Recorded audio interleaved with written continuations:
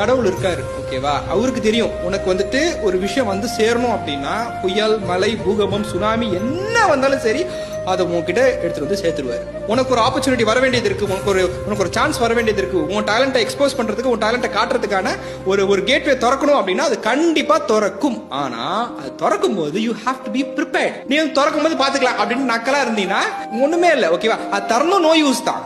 யாருமே உன்னோட talent recognise பண்ணாம கூட இருக்கட்டும், ஓகேவா? கடவுளுக்கு தெரியும் நீ எவ்வளவு கஷ்டப்படுற. he will show you the way. நான் வந்து ஒன் பர்టిక్యులர் காட சொல்லல. நீ எந்த கடவுளை பிலீவ் பண்றியோ அந்த கடவுள் கிட்ட பிரேயர் பண்ணிக்கிட்டே யூ ஸ்டார்ட் தி ஜர்னி.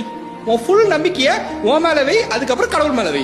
எனக்கு இவ்வளவு டேலண்ட் இருக்கு, நான் இவ்வளவு கஷ்டப்பட்டு இருக்கேன், எனக்கான ரெகக்னிஷன் கண்டிப்பா கடவுள் கொடுப்பாரு அப்படின்ட்டு leave it to him and just focus on, என்ன சொல்றது, focus on improvising your talent, your skill. வரும், கண்டிப்பா வரும்.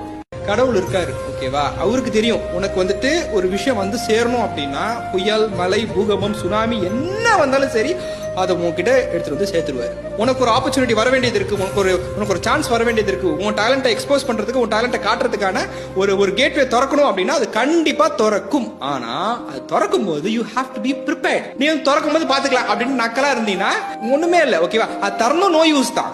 யாருமே உன்னோட